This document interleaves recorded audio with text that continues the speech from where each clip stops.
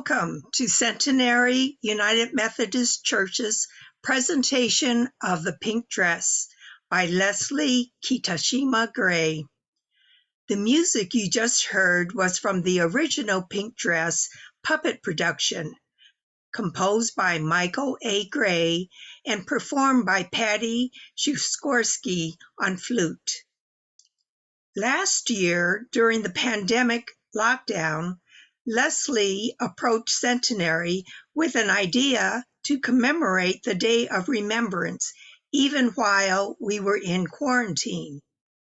And that's how this community reading was created.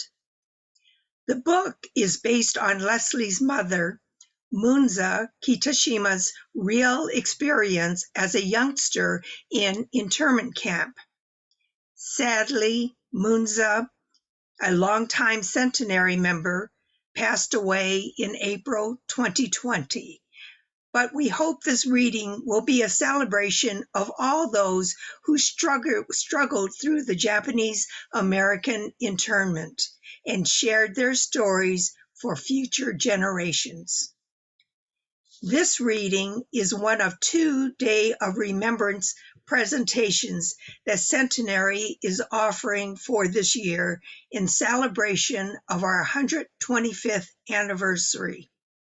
I invite you to visit our website, Centenary DTLA, to view Eddie Kurishima's internment experiences through his paintings. Eddie, too, wanted to share his story for future generations, so that this doesn't happen again. And now we bring you the community reading of The Pink Dress.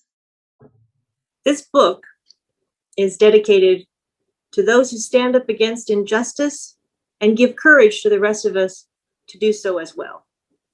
And to Munza Kitashima, the inspiration for this and many extraordinary stories. Pink Dress.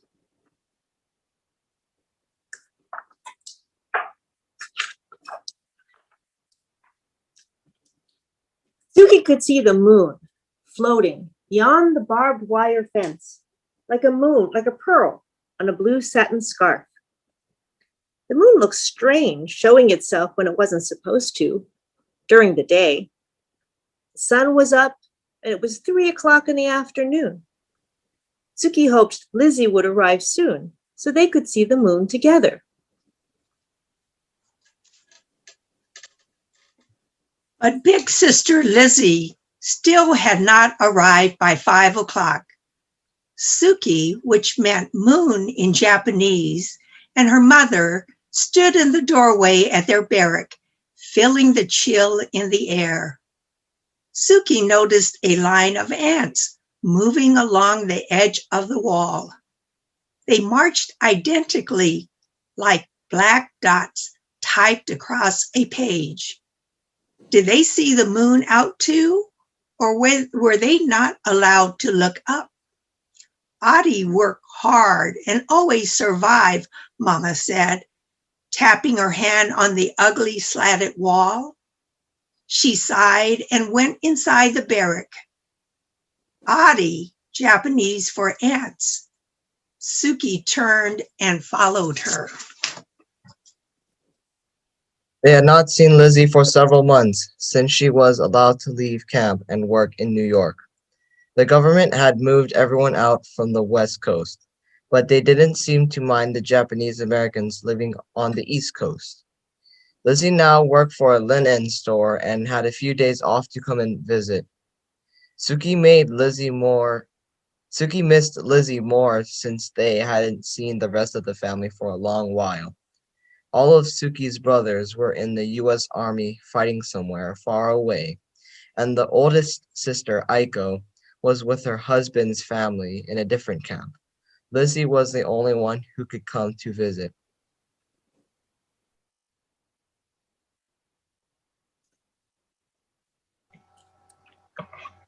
Lizzie finally arrived just as the sun started to dim.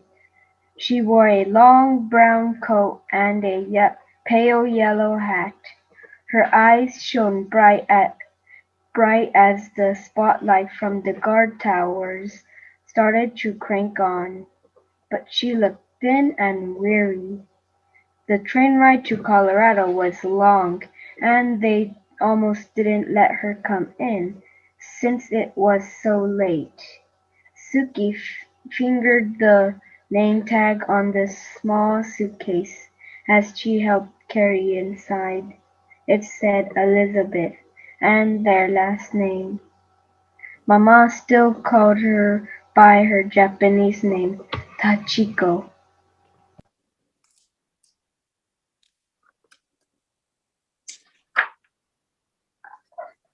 Lizzie did not stay in her brown coat for long.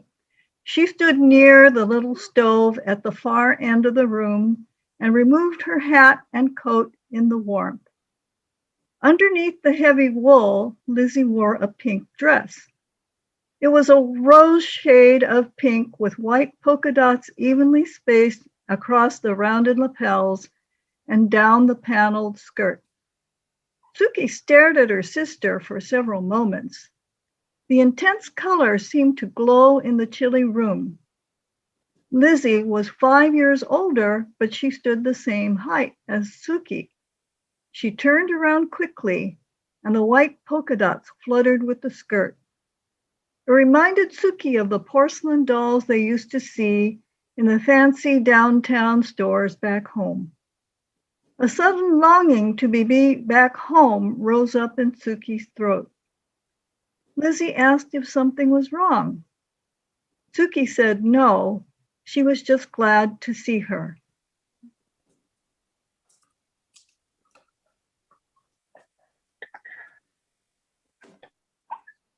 Mama stared at the dress too, as they pulled up the two old chairs next to their wobbly table. Mr. Kajiyama had made the table for them when they first arrived in camp. He used to be an engineer or something, but now he worked in the camp dry goods store. While Suki made tea, she thought about the other people in the store. Mrs. Yasuda, Mr. Inoue, the Ota's second son. Some of them were angry about being in camp, but most of them just worked and waited. Suki sometimes felt angry, but didn't know why. They were just there, in camp. That was all.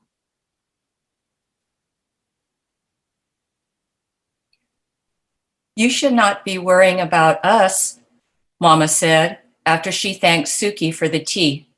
Everything will work out. Lizzie let out a small cry. You always say that, Ma. It doesn't make it right. The wood in the stove suddenly sputtered. The government decided. Maybe they made a mistake.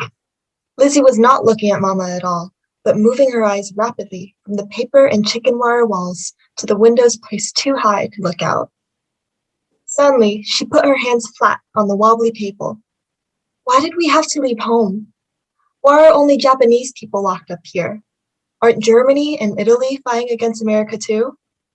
Shh, whispered Mama. Everyone can hear you. But we didn't do anything wrong, except have slanted eyes. Mama put her hand up and tilted her head away from Lizzie. Lizzie was silent. She knew that gesture well. We don't talk about this when your father comes in, Mama whispered.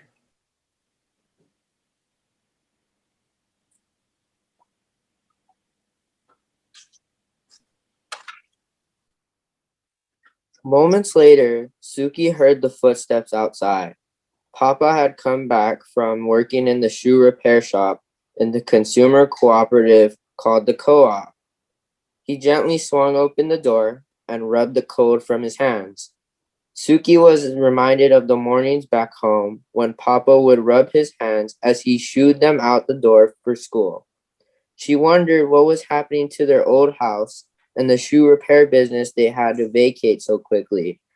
As he came in, Lizzie stood up from her chair so he could sit, and suddenly the little room became filled with laughter as Papa talked about his friends at the shoe shop and Mama's friends in the mess hall kitchen. Lizzie told them all about the long train ride, the hurried life in New York, the linen store, and the kindly old woman she worked for.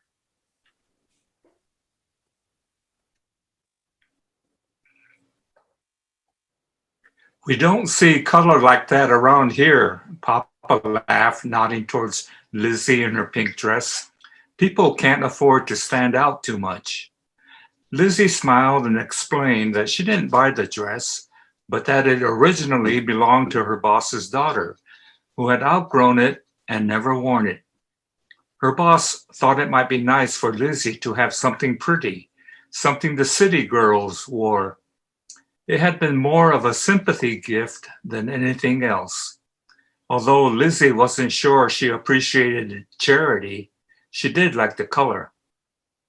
It was later that night, just before squeezing together on the lumpy, straw-filled mattress, that Suki and Lizzie got to talk.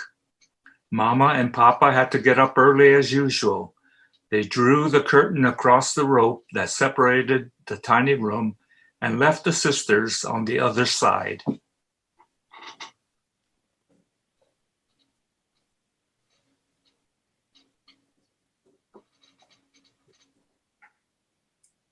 Lizzie was sad that she could only stay for the night and had to go back on the train the next day.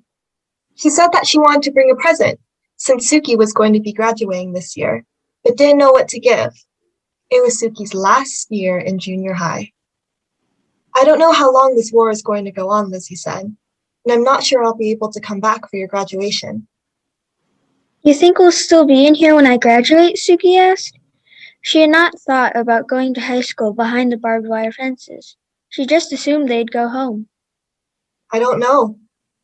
Lizzie started to open her suitcase to take out her nightgown. I can't make any sense of it.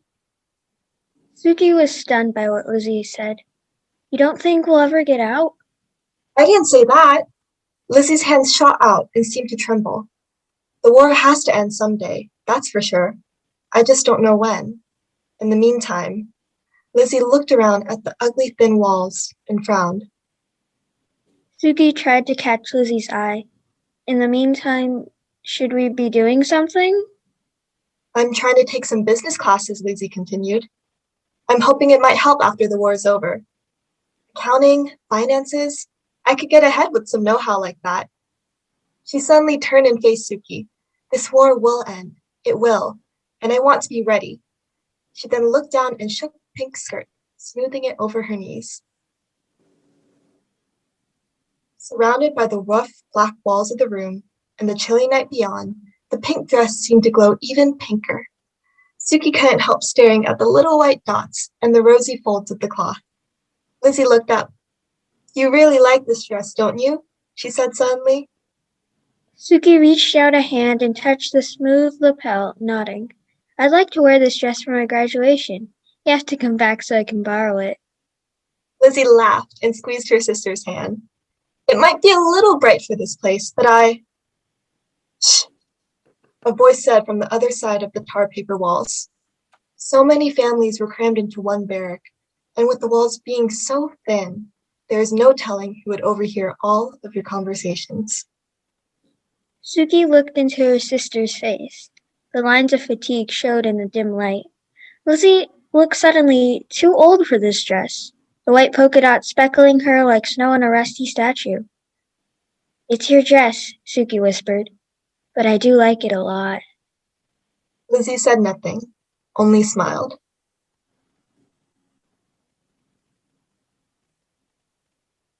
Lying in bed, Suki thought the pale glow of the moon was moving through the windows of their room. She liked to think it was searching for her, to tell her secretly that she was special.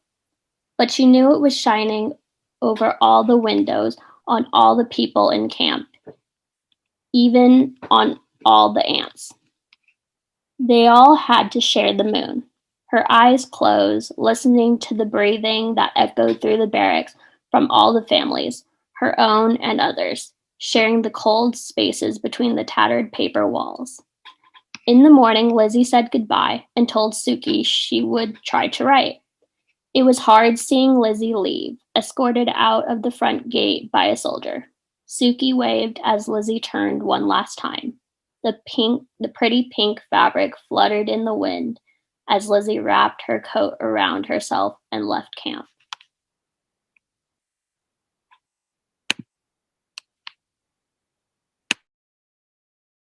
When Suki was called to the counselor's office, she made it a point to stay quiet. Her grades in math and history were very poor, and she might not be able to graduate with the rest of her class. The counselor felt that Suki was not showing any interest in her work. "Don't you want to get a good job when you go back home?" the counselor asked. She was a big woman with curly gray hair that surrounded her head like a threatening rain cloud. Suki said nothing. The counselor leaned forward. The sun's glare was reflecting off one of the guard towers. Its shadow fell across the counselor's window and seemed to add a dark halo to her cloudy head. "Don't you want a better life when you get out of here?" "What makes you think we're getting out of here?" Suki whispered, keeping her eyes fixed on the shadow. "You are a very impolite girl," barked the counselor, pushing back in her chair. "You might learn some manners from a suspension."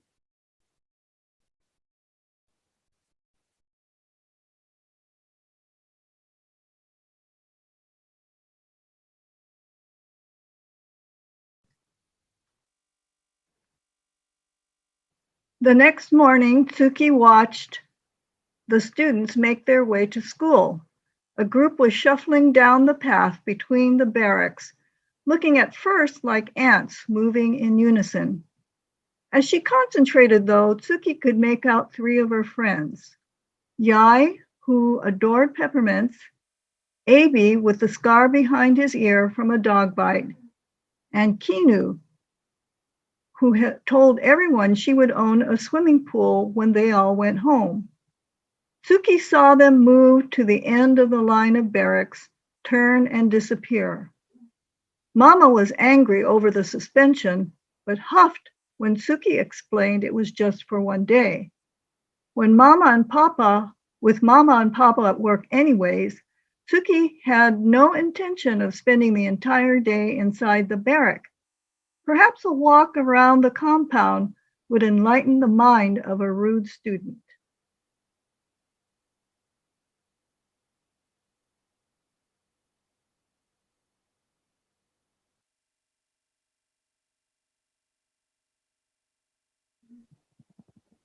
Suki made her way toward the far edge of the camp. In the sky, the clouds were absent, leaving only the stark blueness of the cold morning. The wind was still strong, and some of the men were struggling to harvest the field crops planted for the mess hall. Suki glanced around warily. The barbed wire coiled through the fences like gray thorns with no roses, clinging with tight claws. The guards posted around the perimeter had warned everyone about keeping far away from the fence. And they were serious. Once, a 4-year-old little boy named Teddy wandered too close, chasing a bird. The bullet went straight through his arm, but it made it difficult for the doctor to stop the bleeding. He said it was lucky that it didn't shatter the bone or do something worse. From this far out, Suki could see the rows of barracks lined like identical gray wedges in the dull brown earth, fading back into the distance. The parade of men hoeing the ground just beyond appeared just like one large insect, carving a path in the hard soil. The sky was bright and sharp, but cast a cold light on everything. Every line pierced its way through a sullen earth and was the same as the next one. She squinted slightly in the strong wind and observed the row of men. Their heads were bobbing up and down like ants, lifting and dropping, picking and dragging. Suki thought she could recognize some faces she knew, but the glare and the wind made it impossible to see. The rows of ants moved slowly forward as one unit, and Suki continued to watch them.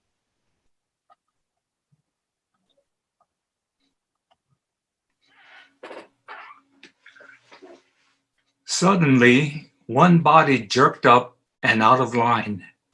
Hands flailed frantically in the wind, snatching at something white, a neck kerchief.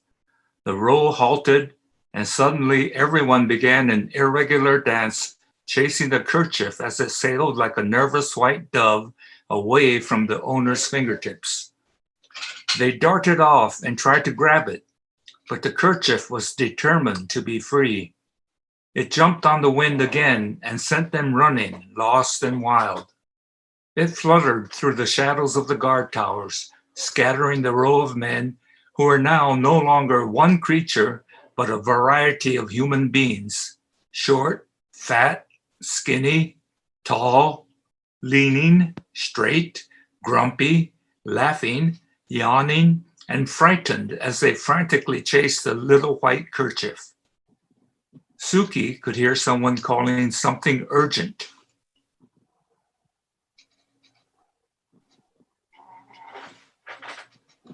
The men stopped short. The fence was in front of them. The kerchief swung on the updraft, tumbled, and snagged on the barbed wire. Suki stared at the white kerchief fluttering like a trapped butterfly. A fierce anger, worse than her anger at the counselor, poured into Suki like a liquid fire. She turned quickly and went back toward the shelter of barracks, away from the windswept voices of the men as they went back to their work.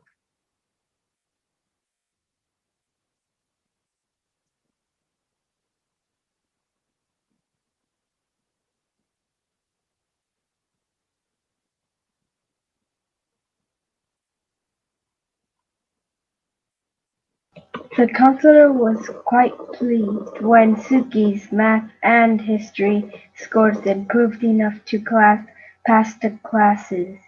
It seemed that Suki was showing some determination for the first time, although Mama could tell it was something more than just passing a test. Her teacher barely noticed that Suki said very little during class, and less as the semester wore on. She simply stared back at them from her desk, almost willfully looking through the tarred paper walls.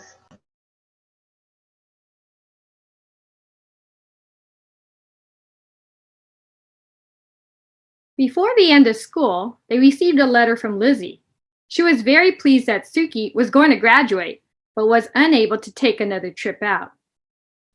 Be very proud of yourself, Lizzie wrote on a separate page addressed to Suki. I don't care what Mama says about being humble and accepting things. You should walk through that graduation with a big smile and your head held up high. Do that for me, will you? Do that no matter what anyone says. Mama suddenly handed Suki something folded in a brown bag.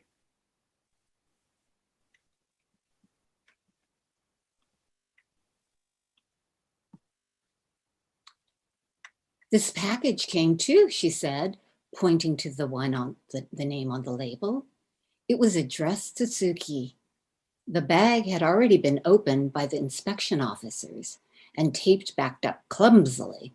Suki easily pulled open the flap and the pink dress slid out. She caught it before it fell to the floor. The fabric was so silky it almost felt like water. Suki squealed with laughter so loud that Mama shushed her, glancing at the walls. Papa just chuckled and sipped some more tea. The graduation date was set, and the school superintendent announced that there would be an official color for the graduation, olive green. Pants, jackets, and dresses of all graduating junior hires were to be this color. Many anxious parents descended on the dry goods store to purchase material for the event. Everyone was taking this graduation very seriously. There was a thought that this might be the only graduation they would ever celebrate. Suki's mother came home a little early from setting up the mess hall for dinner. "We have to go get the materials, Suki," her mother panted in Japanese, gathering her purse and examining the few bills and coins in her wallet. Suki was standing in the path of the curtain. "Let's go," her mother said. I don't want to wear green, Suki whispered calmly. Her mother looked directly at her. "What?" Suzuki puckered her lips slightly. I want to wear the pink dress. Her mother did not flinch, but held her purse as if any second she would dart out the door. The color the school wants is green. I know, Suzuki replied, respectfully still looking down. Mama remained rigid. Suzuki kept her eyes on the floor. She traced the lines of the splintery wood slats and saw the crevice where the wind always pushed its coldness inside the barrack. I don't want to be an Adi, Suzuki whispered. Ah, Mama said, as if suddenly perceiving a detail in an intricate pattern. She rubbed her lips with her finger. Adi are hardworking, Mama said finally. Adi are strong, and they survive. Adi are all the same, whispered Suzuki, even more quietly.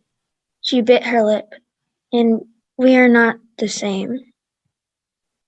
Suki's mother took a step closer to her daughter and paused again. Suki could tell Mama was staring at her. To them, Mama said, we are. Suki shook her head, but it's not true. She lifted her eyes slowly to her mother, taking in her stare. I don't want us all to be the same. I want to wear Lizzie's pink dress. Suki's mother regarded her silently and then put her wallet back into her purse. I think the pink dress would be very beautiful for your graduation, she said, gently brushing some hair away from Suki's face. She started to go, then turned. Mama's lips trembled in a faint smile as she raised her hand and touched Suki's dress. Suki-chan, you make me very proud, Mama whispered before she turned and went back to the mess hall.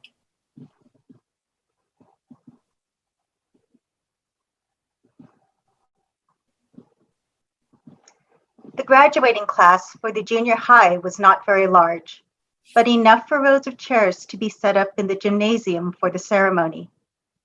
They were to march into some boring music. The chairs reminded Suki of all the people lined up for inspection on the first day in camp. The music suddenly started. One by one, the students began filing into the gym, their olive green dulling the harsh lights.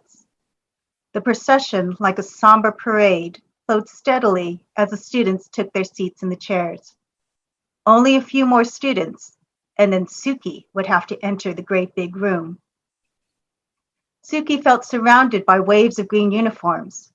For a few moments, she fought the impulse to run back to the barrack. Then she began recognizing the faces of her friends.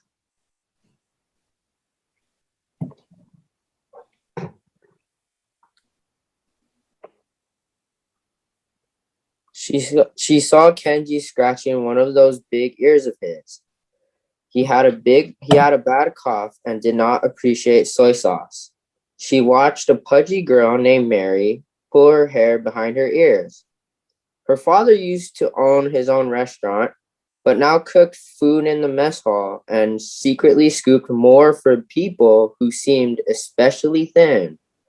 Suki saw the kids just ahead of her cross the threshold. She saw Kaz shoot a wink at Sumi. Kaz had asked one of the guards if he liked pointing guns at kids. Sumi had 4 older brothers and said that everyone should be in the U.S. Army like they were. They never mentioned her 5th and youngest brother, who was actually in jail for refusing to fight. Each face had a different look, a different smile, a different story. She looked around at the bright faces in the sea of olive green. She knew these could not be Adi. They would never be Adi.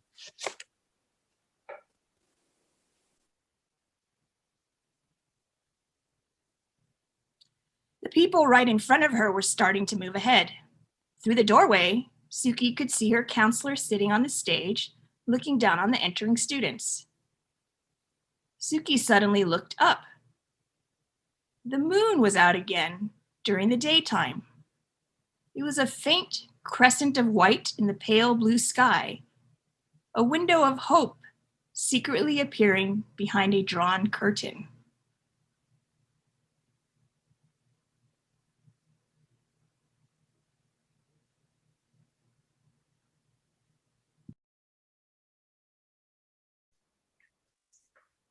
She was within reach of the doorway now and took off the coat she had been wearing.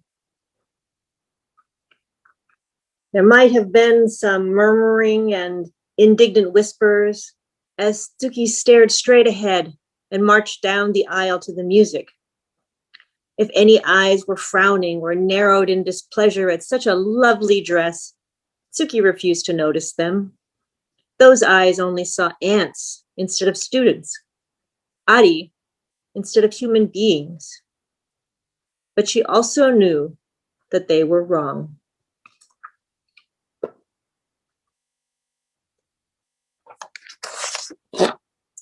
My mother was held in a Japanese American internment camp in the barren area between Colorado and the Kansas border during World War II. This is her story. It is a true story she told to me, a true story we are telling to you. It took a lot of courage for her to stand up to eyes that only saw ants instead of people, Ari instead of human beings. And we hope in sharing her story, we can pass on some of that courage to you. Thank you everyone for coming to the reading. I'm Leslie Kitashima-Gray, and this is my mother's story. We're always really pleased to share information and try to educate more people about what happened during the Japanese American internment here on American soil. I'm so happy that so many of you have come to the Zoom today. I know it's a little always unusual with these events during COVID where we're sort of in little boxes, but we're still here together. I wanted to ask Reverend Mark Nakagawa, who is the district superintendent, and one of our local experts on many things about history, as a history person himself. And one of the things we wanted to do after the reading was obviously, you know, if you have some responses or you have some things you want to share, we have two different forums. We have the chat where you can share some of your reactions and some of your, you know, if you do have stories of relatives or people that you know that went through camp and you wanted to share those things, that would be great. We also were thinking that if people had questions about different things, because we do have people that are obviously don't have family members that were in camp, to please feel free to put something in the chat or raise your hand. I think that we have some Zoom monitors, some very wonderful volunteers to look at the Zoom grid to see if there's anybody that wants to say anything or share anything. Again, this is for all of you that were here to see this video. It was interesting to see how just in a year, some of the children have actually gotten bigger okay, since that video was done last year. Mark, you want to kind of start us off? You have anything you want to say? You think too highly of me, Leslie. Thank you so very much. Several things very quickly. First of all, this is the 80th year of Executive Order 9066 issued by FDR, which basically established the Japanese American concentration camps. And the term concentration camps is what FDR himself used in when he issued the executive order. So it's not inflating the seriousness of that event in history. So that's the first thing I'll say. The second thing I'll say is last week, actually last Saturday, was a virtual kickoff of an exhibit that is now on display at the Japanese American National Museum in Little Tokyo. The exhibit is titled Sutra and Bible, and it is a collection of materials from both the Japanese American Christian side of the aisle and the Buddhist side of the aisle of what happened during the internment. I was asked, well, let me just say it like this. At the risk of self-aggrandizement, I have two contributions to that exhibit. One is a brief article regarding Centenary and Holman United Methodist Church, a Black church over in the West Adams District that happened during the internment. Okay. I also have, I was also asked to make a recording of the sermon by Reverend Lester Suzuki. Actually, it was his last sermon in 1942 when he was the English-speaking associate minister of Centenary. And it was his last sermon before everyone got carted off to camp. And I was asked to make an oral recording of that sermon. And excerpts of that are on display there at the museum. And this display is going to be on exhibit at JANM at least till November, I believe. So for all of you on the screen, if and when you get down to Little Tokyo, you may want to go by the Japanese American National Museum and check out this exhibit. Not because of what I've contributed to it, but for the total picture of it. Okay, yeah. The other thing I will add to this is, and for Centenary members, this morning I officiated the funeral service for Emmy Obata. Emmy, as you all know, passed away actually December 31st, New Year's Eve. Longtime member, she and her husband Switch, Japanese name Shuichi, longtime participants at Centenary. And what was interesting to me was that one of her nephews, who I actually grew up with, Richard Sakakura, after the service came up to me, and he had an announcement basically of Emmy and Switch's wedding, which was back in 1950, whenever. They were married at the University United Methodist Church, or actually at that time, it would have been University Methodist Church on the campus of USC. And what was interesting about that is that my parents were also married there at USC. And if Leslie, if you will allow me to share the screen, or yeah, let me post something very quickly. Actually, let me open it up first.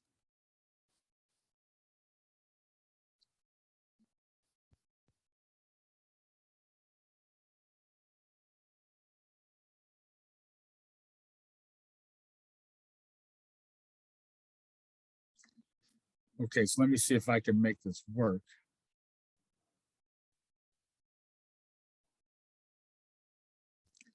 Here we go. Okay, there we go.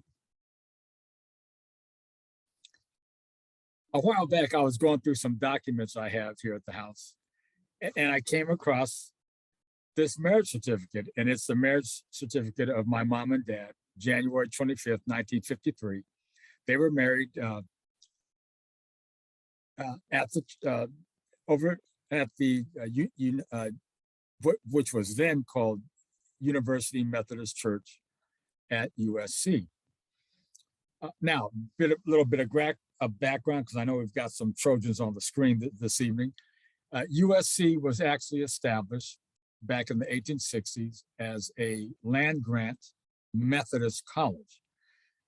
And for many, many years,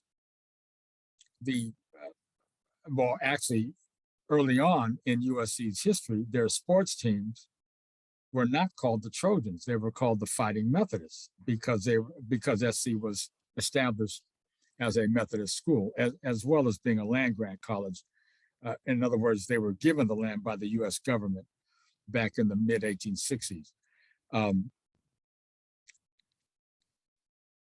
Later on, well, at the very inception of the school, the president of US, and this was in the early Articles of Incorporation of USC, it was required that the president of the school be the minister of the Methodist church that was established there on the campus.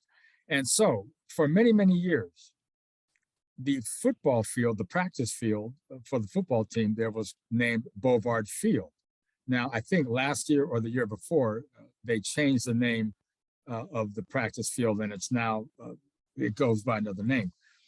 But the reason it was named the Bovard Field was because of two things. One, again, the charter of the school when it was established mandated that the president of USC be the minister of the University Methodist Church.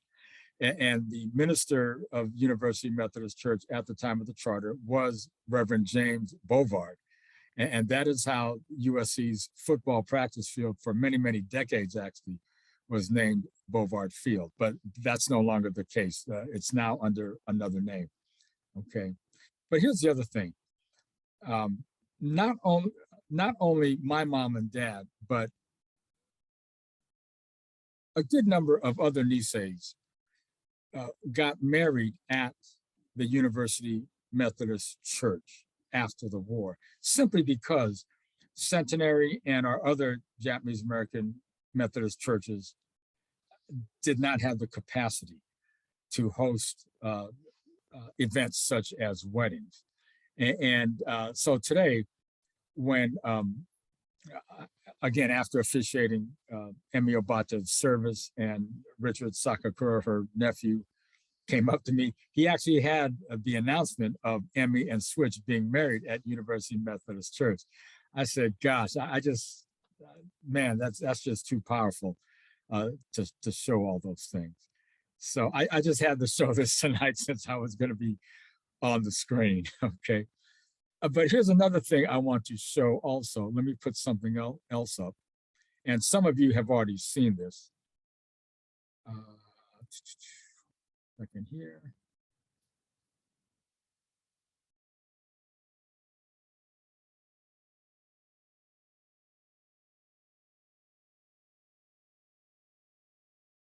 Here we go, okay.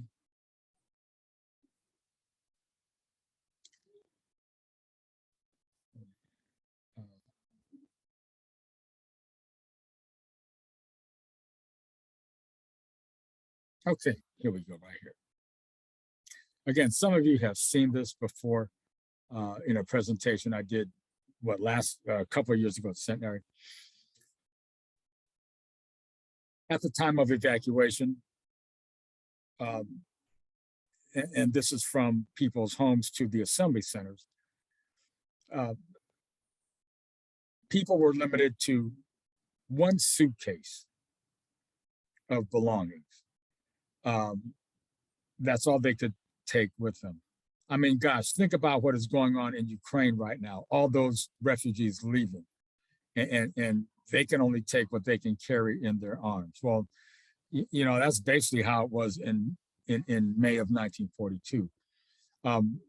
Yeah, everyone who was evacuated from the West Coast was only allowed to take one suitcase of items with them, which meant one of several things. Either you just left behind everything else you had and whatever happened, happened, or you found somebody else to take in your possessions. However, what you see here on the screen is a receipt, actually,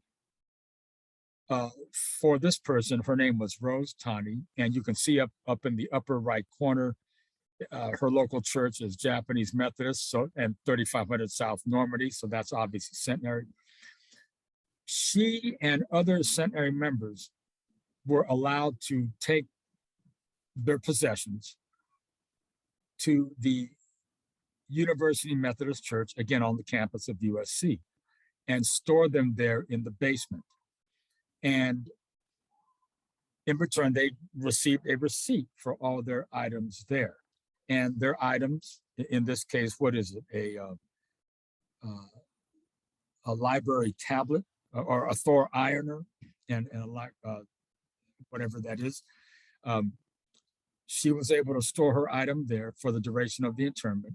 And then presumably when the war ended and everyone came back to the West Coast, she was able to go back there to University Methodist Church and retrieve her items. And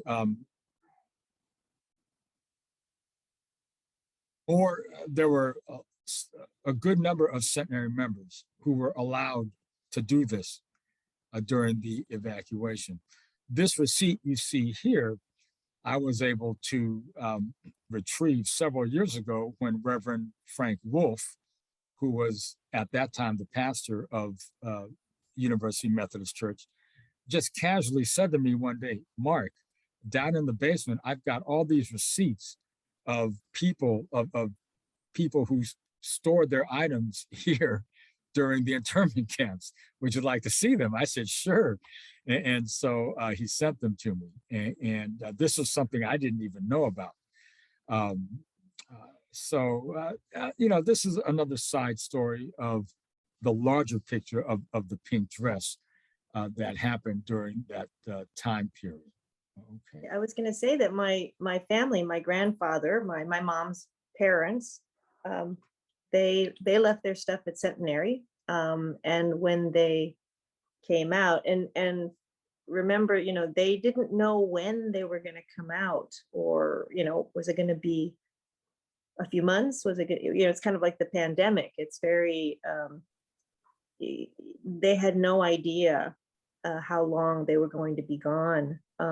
And so when they did come out, I know that my grandfather and one of my uncles, they actually they came out and slept in the choir loft of the old Centenary while they were trying to look for a place to settle and bring the rest of the family out. So the churches really they really were lifesavers for a lot of the families returning, as well as being these lifesavers as depositories of all of people's goods and things that they had to just abandon. Right. So, well, yeah. Leslie, and you touch on something that's very, very important to me, not just to me, but I think to all of us. The homeless issue. We as Japanese Americans need to remember, we were once homeless. And to your point, Centenary, as well as all of our Japanese American churches, as well as the Buddhist temples, served as hostels right after the war. When I pastored the West LA United Methodist Church 25 years ago, there are families there today who remember which corner of the social hall they stayed in right after they came back to the West Coast because they had nowhere else to go. So this homeless issue is very personal to me because, again, we were once homeless, and that is why we as Japanese American churches need to take this homeless issue very, very seriously. Okay. Well, but anyway, let me stop there for right now.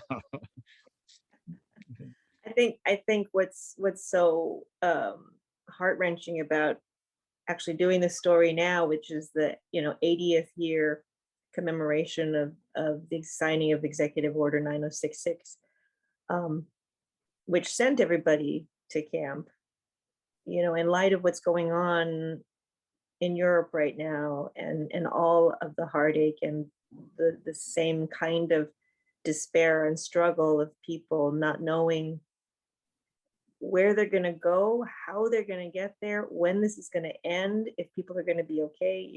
When people went to camp, I know there were some stories about people really not even knowing if they were getting sent off somewhere where they were going to get killed, because for those of you that don't know, they took buses and trains to places that they were not told where they were going.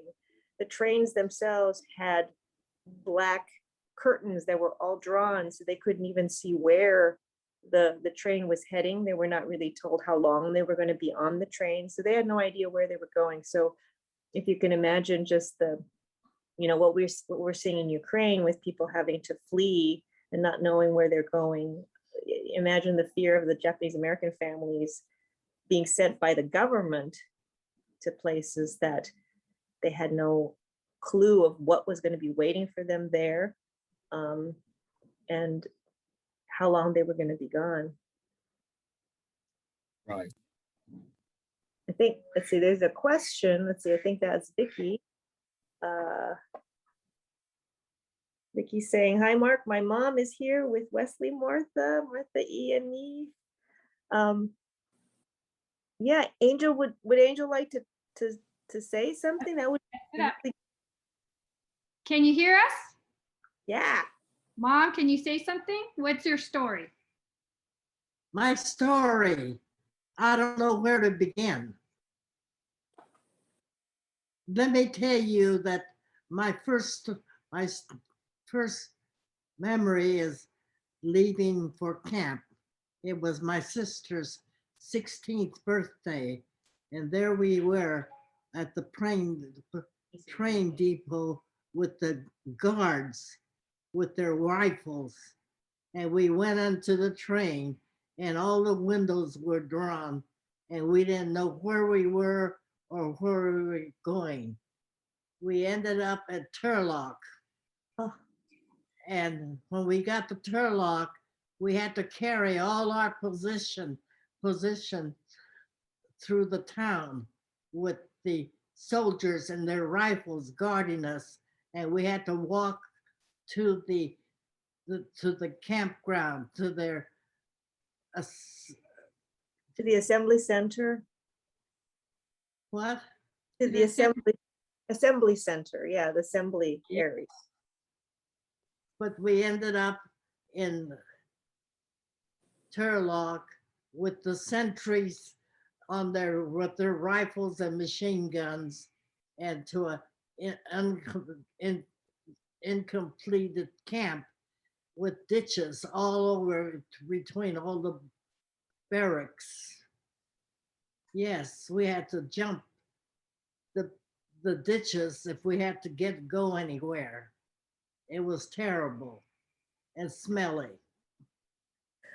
Yes. Oh, yeah. How long, do you know how long you were there at that assembly center in Turlock, Angel? About 3 months. And then where did they take you? We got on the train and we went through to go to Casa Grande in Arizona. But we went through my hometown, and my friend's grandfather was the train masters. And so we opened up the window and we saw my boyhood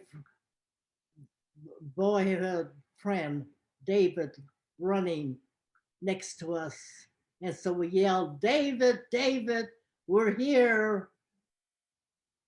And so I got to see David. But we ended up at Casa Grande. Gila. In Gila. Gila River, okay. Yeah. Yeah.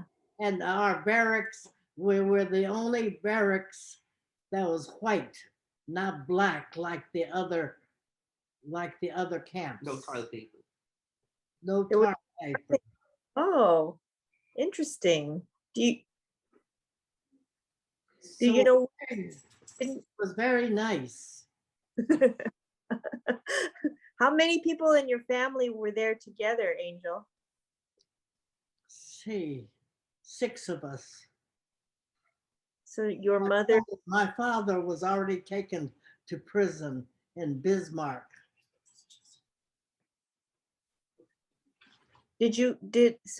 How many, you said 6 people, so it was you and your mother, and who were the other people? My sisters and my brothers. Were you the youngest? No. I was 29 and I'm still 29. I'll always be 29. Oh, She's a very good 92-year-old, Leslie. I know. But we went to camp, and our camp was, because they came from Fresno and Northern California, there were 95% Buddhists, and there was only 5% Christians. But we had no minister, and so Reverend Stewart from Mesa came and conducted all our services. Oh. Church camp in Flagstaff. But he did so much for me. He sent me to church camp up at Flagstaff, and my sister went to Prescott. And when we were coming back from a church camp, now you got to understand, when I was growing up in Brawley, the Japanese and the whites was in one group, one school, and the Chinese and the rest of them, but us Japanese were considered white. So I never had any prejudice. But when we were coming back from camp, we stopped at Mesa, and we were at the counter, and the waitress says, "We don't serve people like you." So I got the sugar bowl, the thing, and I was just ready to throw it and break the window, mirror behind me. And Reverend Stewart said, "Angel, remember what we are here for." And he stopped me from breaking the glass behind the counter. But that was the first and only time I felt prejudice, because I never grew up with prejudice. She has one more story, Leslie, that she has always told us of when she came back to from camp with the family farm. Go ahead. Okay, yeah, absolutely. We're listening. In those days, because of CCNRs, Japanese, the white people could not, there was the Union Station, and they would not sell to Japanese. So we had to buy our farm through our friend, George. He had to have some money. So he didn't know if we're going to ever come back. So he sold the farm. And when he found out that we were coming back, he committed suicide. And my dad said, "George, you didn't have to do that. We understood." Oh, I'm so sorry. Oh, Angel, it's so great that you were able to be here and were willing to share those stories with everybody. And we do have this for posterity, Vicky. So, thank you so much, Nishinaka family. She's saying May I something. just say, our farm was in the middle of the desert in Imperial Valley. And when Walter we took him to go visit the farm, all he could say is, "Thank God for World War II." Because we would all be living in Imperial Valley right now and not at Centenary United Methodist Church, Leslie. So take it for that. I see. That's great. We're going to unmute ourselves now. Okay, Leslie? So nice to see you, Angel. And I'm so glad again that you were willing to speak, because, as some of the people have said in the chat here, it's really important that people that hear from people that actually were in camp, and those stories and those memories don't disappear. So we really, really appreciate you. I know that, if my mom were here, she would say, "Just keep talking, Angel," because my my mom, it took my mom a long time to say anything about the war and about her experiences. So I think, if you are still willing to speak later, I'm sure that we'll have some time to just get together and maybe have something, some way of just sort of recording some of these stories. I'm sure that Vicky and Wesley, yeah, we could try to get some of those stories so you would be sort of just remembering those things, and we can to be able to share with people like Walter and other people in future generations. But I'm so glad that you were here. Thanks, Vicky and Wesley. That was great. She's telling Wesley wants to say something. No. Did somebody want, Wesley, do you want to say something? He has one quick story, and then we'll stop. Go ahead, Wesley. Oh, so it's kind of interesting how my mom ended up at Gila, and understand her family came from the Imperial Valley. Now, Yeah.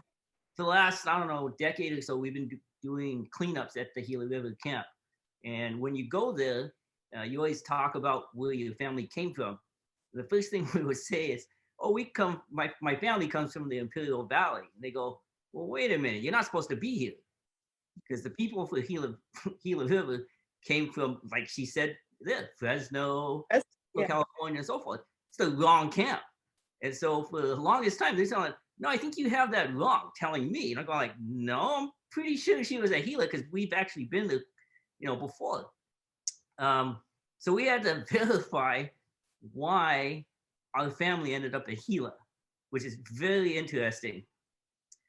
This is crazy. So how it goes was, they're sitting there in the Imperial Valley, and my mom's dad literally gets sent off to prison. He gets rounded up and sent to prison. Before he left, he told the entire family, get out of here. Get out of Dodge. You don't want to be in the Imperial Valley. And they loaded up the car, and they headed off to Boyle Heights. All right? So they're sitting there in Boyle Heights. So this is where my mom's story gets kind of funny. On the day that everybody was being rounded up to go to Manzanar, yeah, was her sister Michi's birthday. And they decided this is not a good day to go to camp. Because it was her sister's birthday, the family stayed behind. They didn't go to camp. They did not jump with everybody else. So some time went on, and they said, well, we better do something. And so they went to somebody and said, hey, we didn't jump on the train. And that's how they ended up at Turlock. And from Turlock, they went to Gila. Basically, the camp dodgers. Keep this on the video, okay? Well, Leslie? no. The only reason I bring this up is because people ask, how in the heck did your family end up in Gila? And there was a very good reason. It was my Auntie Michi's birthday, her 16th birthday, and they said, hey, we're not going to camp on her birthday. And it wasn't just her family, it was also the Ishimine family, because they all stuck together. So it was two families that literally did not go to camp when they were supposed to. They were all supposed to be in Manzanar, because they all were coming out of Boyle Heights. And they waited around, sent them to Turlock a couple of weeks later, and then from there they went to Gila. And they actually, the barracks were next to each other, right? Yes. Yeah. That, what's funny, Wesley, is like, I'm sure there are more families out there that kind of, you think about it, there's probably the families who were like, I'm not getting on that train. I'm not going. Yeah, they didn't.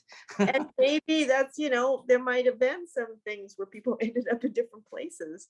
They dodged it twice. They were supposed to go to Poston with all the people from Imperial Valley. And they took off to Boyle Heights. Forgot that one. They ended up in Gila River. That is great. That is great. And those are the kind of stories that we want, people to know about. And if we didn't ask, we wouldn't have known, because literally I go to these cleanups at Gila River and people look at me all the time going like, you're in the wrong camp. And it's like, no, I'm in the right camp. Not knowing the story, I had to ask around, and then to find out the story, yeah, they basically were dodging camps. That's so funny. That's great. Thanks so much for sharing that. You're welcome. Just setting the record straight. Yeah, I have another person. There's a Lynn S. Let's see. Are you Lynn S? I don't know who that is from the chat name, but if you're willing to just go ahead. Yes. Hi. Can you hear me? Yes. Hi. Hi. I'm Lynn. This is my friend Lynn, and I'm Wendy, and I'm the one that sent you a message. Thank you for reading or writing and sharing your story tonight. I'm a Sansei. I'm third generation Japanese. And over the last few years, I read about your book. So I got really excited because I'm really proud to be Japanese American. And I wanted to share it with my friend here, Lynn. We're both teachers. And actually, my dad and my stepmom, actually my parents, attended Centenary, and so it just made it also memorable. But I wanted to mention to you, because as I shared in that text message, growing up in my older brother and I were born in Southern California, and my family moved out to the Midwest, Minnesota. And growing up, my parents were very, very they were very ashamed of the internment experience. So, Leslie, I have a question if you're willing to share. When did your mom or when did your parents share their experiences so that you could write that book? Well, I think like you, my mom didn't really talk anything about it. And as a Sansei too, I didn't really know too much about it. You know, growing up, you hear about it and you do some study. But it wasn't until I was an adult that I really understood and found out more about the internment. She had told me this pink dress story probably when I was in college, but I didn't really make too much of it. And then as I started getting more and more interested, I do a lot of theater things and stuff having to do with women's history and other stuff. And so this image of this young girl standing up against injustice, wearing this pink dress and having it be a symbol of individuality really struck me. And, so I would talk to my mom and ask her some more things. And a lot of the Nisei were very reluctant to talk, to say much, to even give any details about where or when. And so there's a lot of holes in a lot of stories. I was lucky enough to have her blessing to do this book. She was able to see the book. It was published in 2008.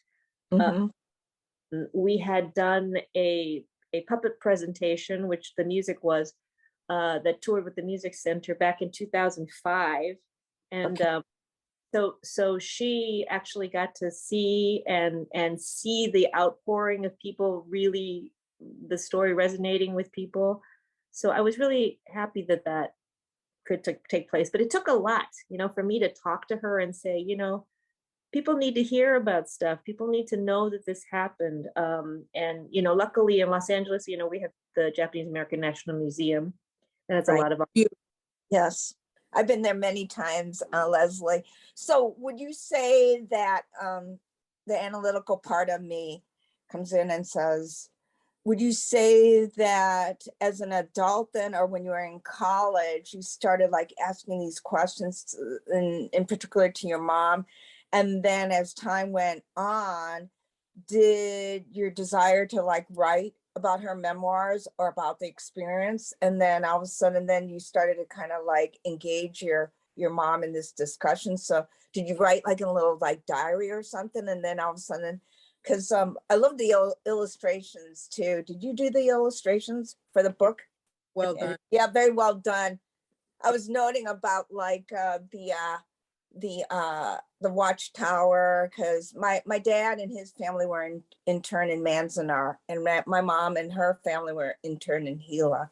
So to give you a kind of like a story, because I think there's about like what 7 different camps or internments. So And yeah, so yeah, no, thanks again for like sharing, because like my brothers and I always felt as if there has to be a little bit, you know, when we were elementary and junior high age, there has to be a little bit more to why our parents and other Japanese Americans were interned. And I remember, Leslie, vividly when I was in middle school, my 7th grade teacher, Miss Hunt, would ask me, because there would be only maybe 1 or 2 sentences in the history textbook, and I was like 1 out of like 30 students of Japanese descent living out in Minnesota. And she would say, "Hey, Wendy, I want to ask you a little bit more, like, you know, tell me a little bit more about like what your parents had to go through." So yeah, again, thanks. You know, I was just wondering how you felt, and then that's great that your mom was able to see finally your story. thank you. Yeah. I mean, I think she just happened to luck out by having, you know, kind of a theater person as her daughter. So we had the great thing was that, speaking of Minnesota, I mean, when we did the Pink Dress Show, which toured with the Music Center for 7 years, it was designed, I designed the show for younger generation. So it's a family show, it's got puppets, and we did it in Minneapolis. We actually toured to Minneapolis in 2007. Oh, great. So- Where like the downtown area, the Twin Cities, or Yeah, actually we were in Lodo. We were in the at this theater company called the Heart of the Beast, which is a puppet theater place. They're kind of a social activist puppet theater that's been there for a while. Okay. So we originally did the show, we premiered the show at JANM. It was at the Japanese American National Museum in front of the Heart Mountain Barracks. And Okay. then we toured to Minnesota. We went to Minneapolis, and then we came back. We did a whole thing where we had actual pictures from the camp up on the walls of all of the area where the audience goes in to go to the theater. Okay. And then, like I said, we came back and we got picked up by the Music Center on tour, which went to schools across Los Angeles. So we did the show for different assemblies from kindergarten up through high school, actually. So a lot of people have been able to see this story, and I was really happy that my mom was still alive up until last, just, you know, 2020, when we had the pandemic. So she was able to see all of that. So I do want to say thank you so much to all of the community people that were involved in the reading. I think on the website, the YouTube site, are the list of the names, I believe, of everybody that participated in it. But Wendy, if you want to, if you can, let's see, do you want to, I think you can send, if you want to send an email either to the church or something, and then we can get in touch if you wanted to talk a little more, just Sure. hear more about your story. That would be great.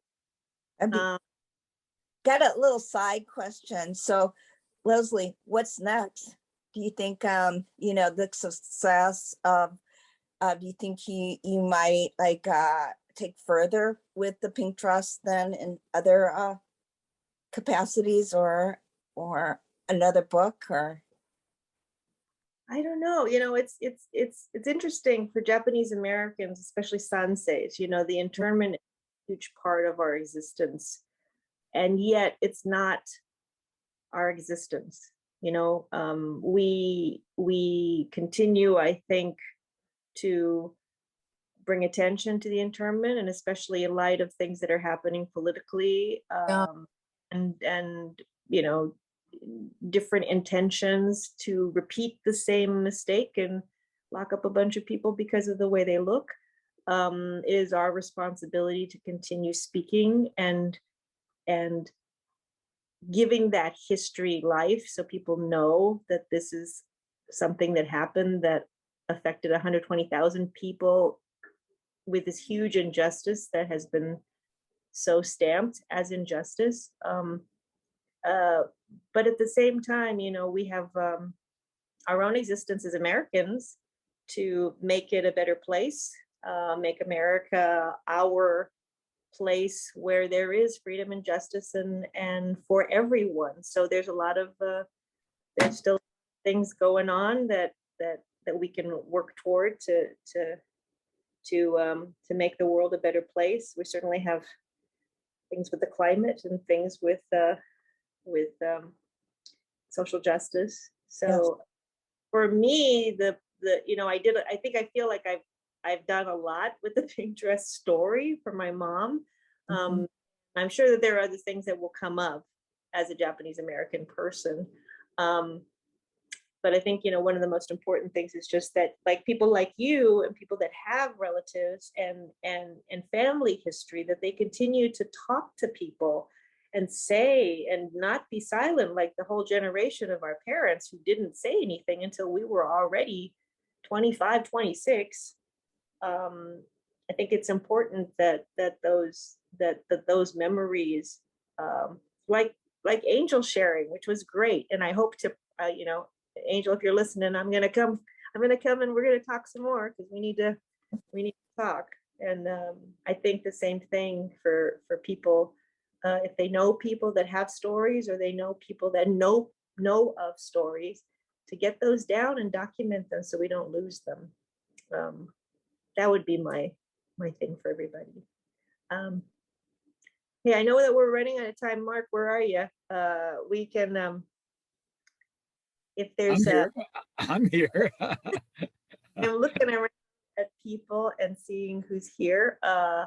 And again, if anybody has stories, Centenary is we're doing something because of the 125th anniversary of the church. There are a lot of sort of commemorative events that are happening, and also just this ongoing feeling of like, let's keep the history alive by documenting it and locating those stories. So there's the Centenary Oral History Project, there's the Ikigai Legacy Project, which is about Centenary itself, but also involves the internment. So please, anybody that's on the line there, if they want to get in touch with the church. And then I think that Judy is putting things in the chat for people to sort of get in touch with the church if you have stories, or, we also have a thing, actually, Wendy, something that is happening in the church is when my mom passed away, I put a piece of it. There's a tree that I designed and built in the church that's called the memorial tree, because we lost so many people during COVID. And what we've been doing at the church is that people have been able to send in little names, commemorative names, dates, messages, whatever. We put them on these sort of beautiful paper leaves, and they're being put along the walls of the church in the sanctuary. Let me see if I might have a picture, just really quick. Let me see if I have a picture. It might be Centenary. Yeah, CENTE. So here's one. Here's a picture. That's the spelling error. So there, if you can see that. TLA. So we're putting the names of people that people want to commemorate their loved ones who have gone. The tree is there, and the names are going to be along the entire walls of the church while we celebrate the 125th anniversary from this past October to this upcoming October, and maybe a little bit longer. But can you check that address? Was it spelled wrong? That it looked like there was a letter missing. I corrected it, Centenary with an A. Thank you for catching it. Yeah.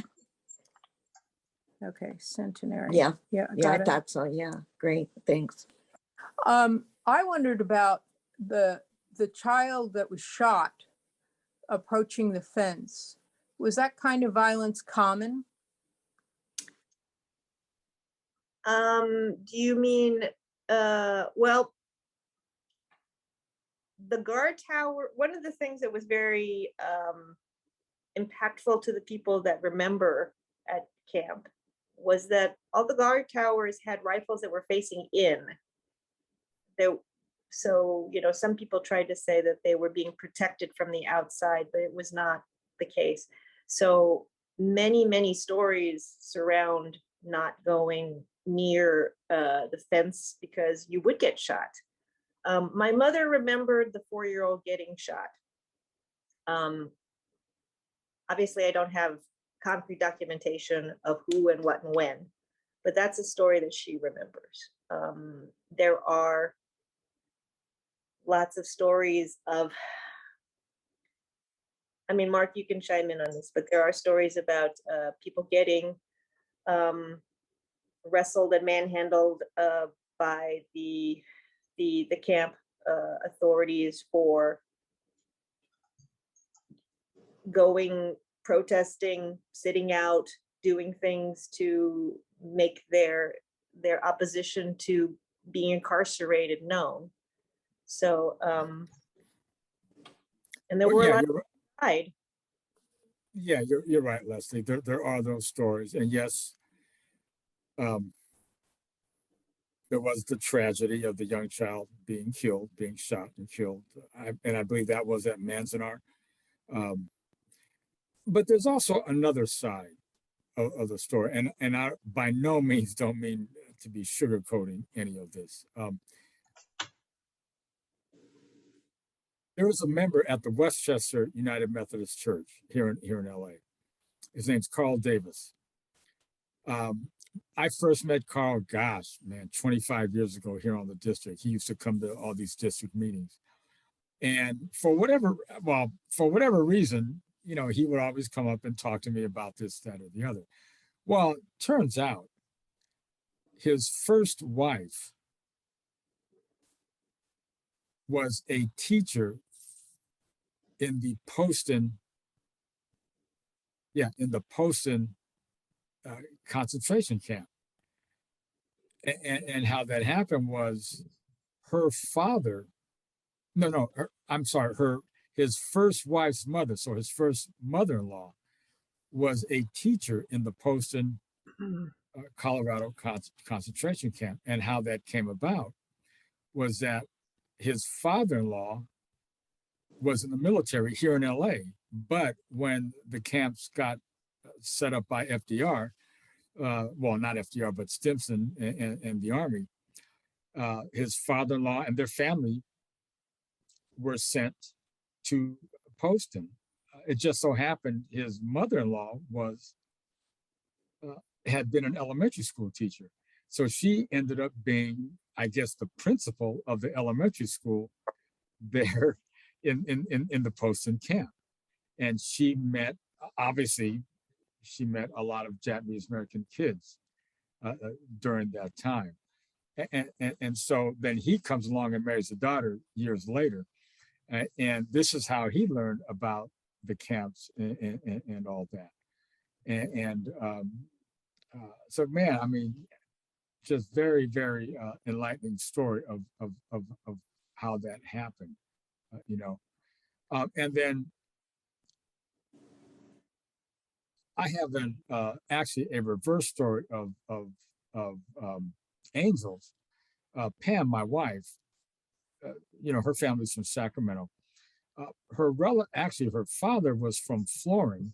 Florin at that time was a separate community out on the eastern edge of Sacramento County. Today, Florin is part of Sacramento. So, you know,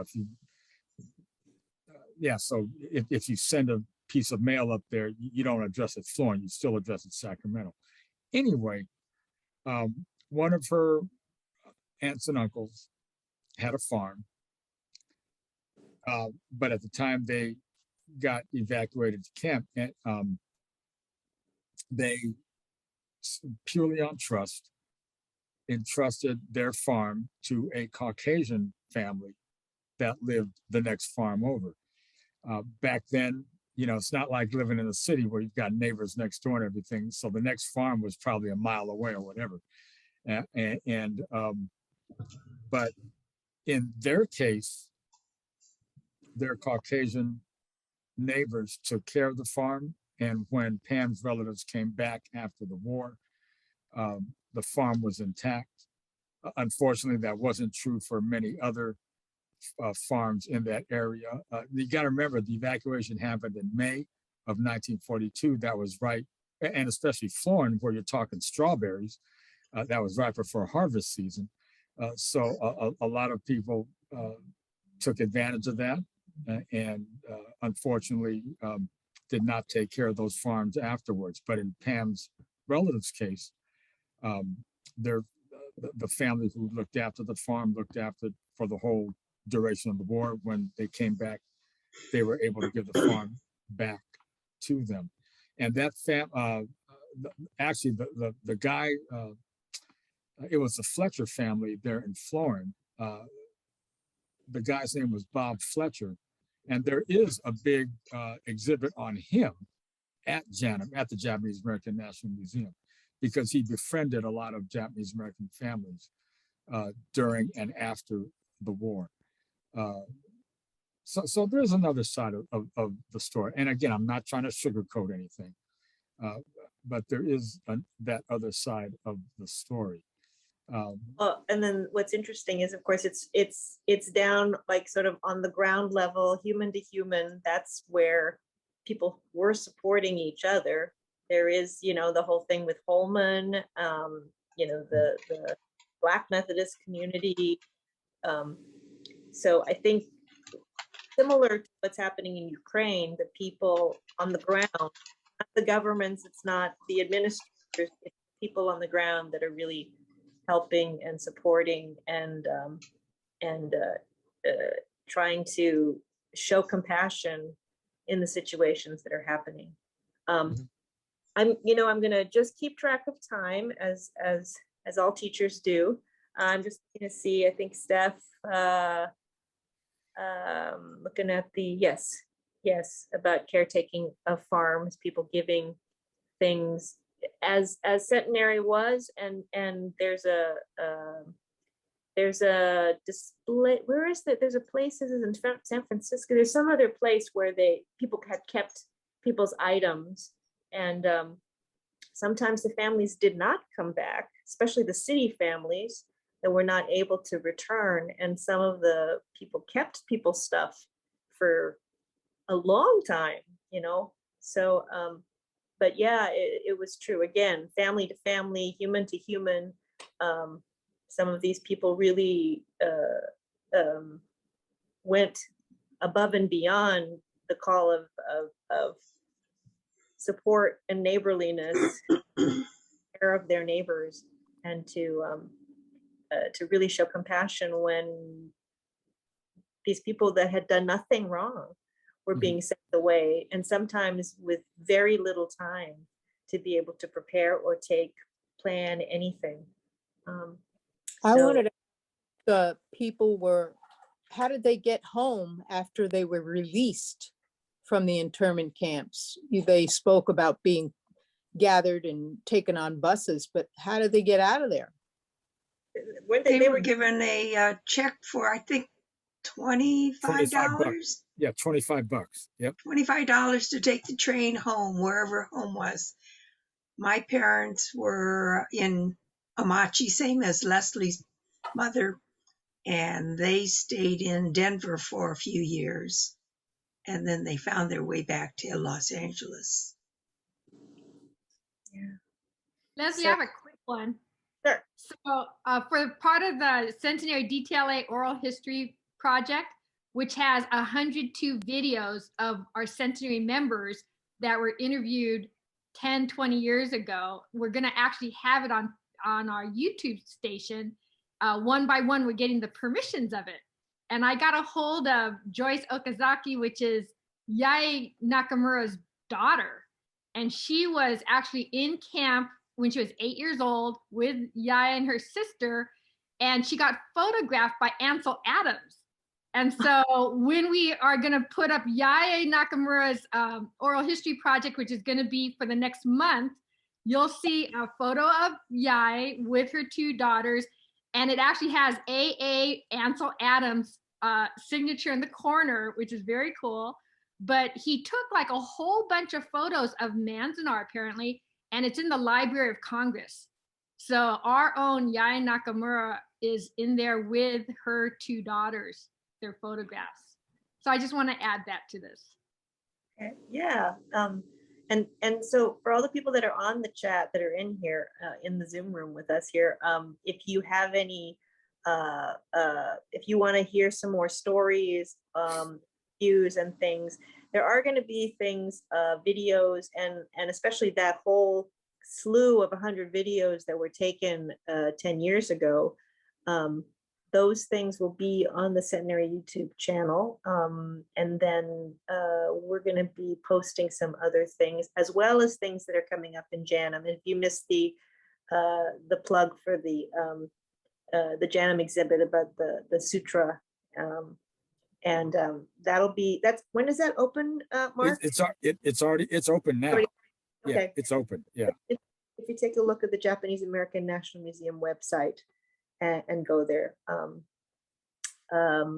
that is a fascinating exhibit, and a not so much discussed perspective on things because of the nature of the Buddha and the Bible. There we go. Thanks, Judy.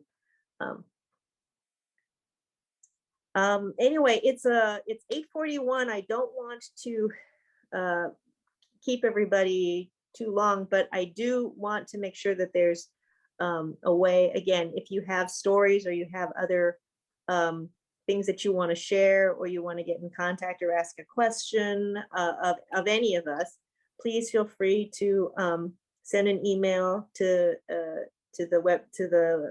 the email that Judy posted, Centenary, or just look up centenarydtla.org, and get in touch.